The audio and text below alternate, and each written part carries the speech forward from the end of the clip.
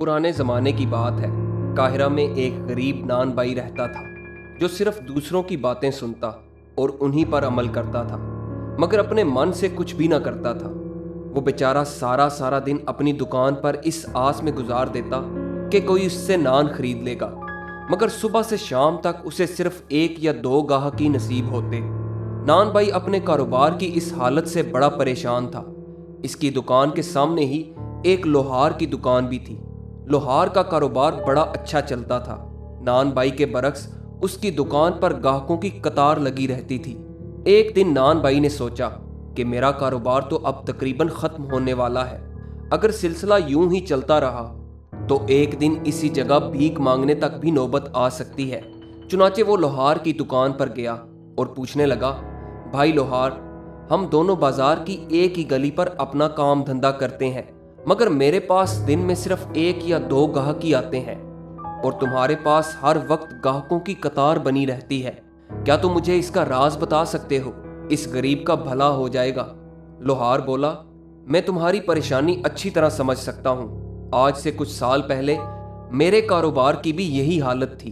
फिर मैंने शादी कर ली। मेरी बीवी के घर में आने से ऐसी बरकत हुई कि जिस दुकान पर कभी कोई गाहक नजर नहीं आता था, आज वहां लोगों का तांता बंधा रहता है।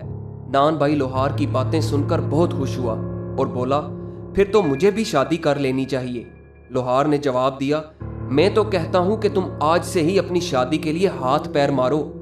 चुनाचे नान भाई ने अगले ही हफ्ते शादी कर ली, मगर उसकी बदकिस्मती, अगले ही रोज उसकी बीवी उससे झगड़कर मैके चली गई। नान भाई इस सूरत हाल से बड़ा परेशान हुआ। वो अपनी बीवी को वापस लाने की तरकीबें सोचने लगा। सोचते सोचते इसके जहन में ख्याल आया कि क्यों ना लोहार से ही मशवरा लिया जाए। चुनाचे वो लोहार के पास गया और बोला, भाई, मेरी बीवी तो मुझसे झगड़कर मैके चली गई। अब उसे वापस लाना चाहता हूं, मगर समझ नहीं आ रही कैसे लाऊं। लोहार बोला, तो इसमें परेशान होने वाली कौन सी बात है? तुम्हारे ससुराल वाले तो तुम्हारा इंतजार कर रहे होंगे। मेरा मशवरा मानो, तुम खुद जाओ और अपनी बीवी को लेकर आओ। नान भाई बोला, मगर कैसे? लोहार बोला, बस तुम जाओ और ससुराल में अपना रोब जमाने के लिए किसी से ज्यादा बातचीत ना करना। बस फुर फुर करते जाओ और फुर फुर करते वापिस आ जाओ। लोहार के कहने का मतलब तो ये था कि जल्दी जल्दी जाना और जल्दी जल्दी वापिस आ जाना, मगर बेवकूफ नान भाई ने उसका उल्टा ही मतलब लिया। वो लोहार से रुखसत होकर अपने मुंह से फुर फुर करता हुआ अपने ससुराल की तरफ चल पड़ा। रास्ते में एक जगह एक शिकारी अपना जाल बिछाए बैठा था। वहां से करीब ही कुछ कबूतर दाना दुनका चुग रहे थे और शिकारी इस इंतजार में था कि कब इसका दाव चले और वो कबूतरों को जाल में फंसा ले। इतने में बेवकूफ नान भाई अपने मुंह से जोर जोर से फुर फुर की आवाजें निकालता हुआ वहां आ निकला। इसकी फुर फुर से सारे कबूतर उड़ गए। शिकारी ने यह देखा तो उसे बड़ा ताव आया।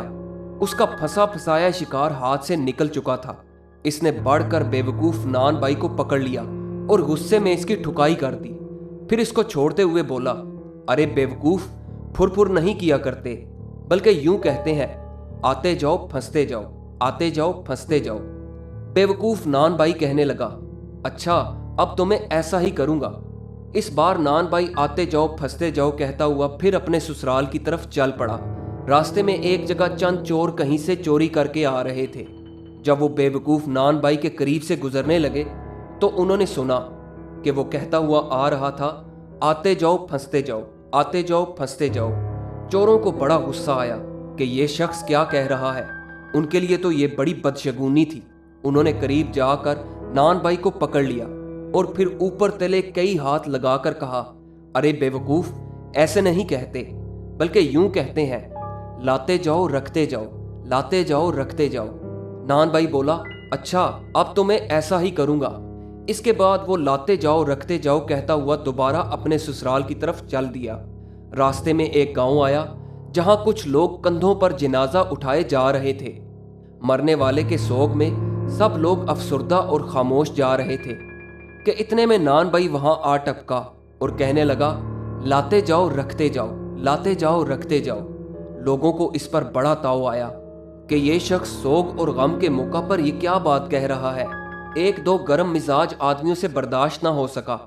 उन्होंने आगे बढ़कर नान भाई की पिटाई कर दी और डांटते हुए कहा, अरे बेवकूफ, इस तरह नहीं कहा करते, बल्कि यूं कहते हैं, खुदा ये दिन किसी को न दिखाए, खुदा ये दिन किसी को न दिखाए। नान भाई बोला, अच्छा अब तो मैं ऐसा ही कहूंगा। अब वो खुदा ये दिन किसी को न दिखाए की रट लगाता हुआ फिर अपने ससुराल के गांव की तरफ चल पड़ा। वो जा रहा था कि रास्ते में एक गांव पड़ा।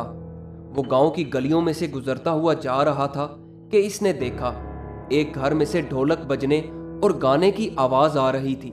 एक तरफ चंद बराती नए नए कपड़े पहने हुए बैठे थे और देगें भी पक रही थी। नान भाई जब उनके करीब से गुजरा तो कहने लगा, खुदा ये दिन किसी को न दिखाए, खुदा ये दिन किसी को न दिखाए।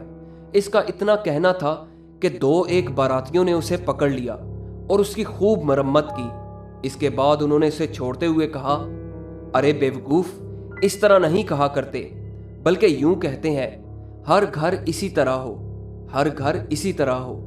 नान भाई बोला, अच्छा अब तो मैं ऐसा ही कहूंगा। इसने फिर अपने ससुराल का रास्ता लिया और हर घर इसी तरह कहता हुआ आगे बढ़ गया। रास्ते में एक गांव आया जहां एक घर में आग लगी हुई थी और इधर उधर के लोग आग बुझाने में लगे हुए थे। कोई पानी भर भर कर ला रहा था, कोई शोलों पर मट्टी फेंक रहा था और कोई घर का सामान बचाने में लगा हुआ था। इस तरह वहां एक अफरा तफरी का समा था। इतने में नान भाई का वहां से गुजर हुआ। वो जब चलते हुए मकान के करीब से गुजरा तो बोला, हर घर इसी तरह हो, हर घर इसी तरह हो।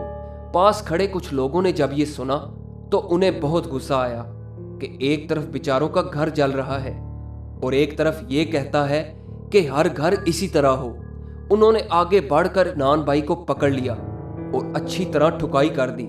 जब वो सब अपना गुस्सा निकाल चुके तो उसे छोड़ते हुए बोले, अरे बेवकूफ, इस तरह नहीं कहा करते, बल्कि खामोश हो जाते हैं और कोई बात नहीं करते। नान भाई बोला, अच्छा अब तो मैं ऐसा ही करूंगा। चुनाचे वो चुपचाप अपने ससुराल की तरफ चल दिया।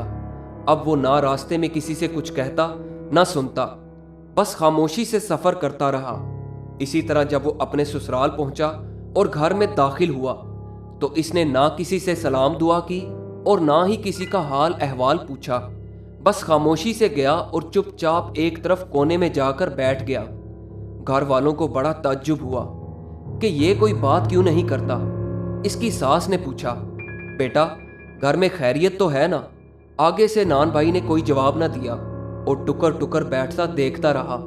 ससुराल वालों को फिक्र हुई कि कहीं इसका दिमाग तो नहीं चल गया।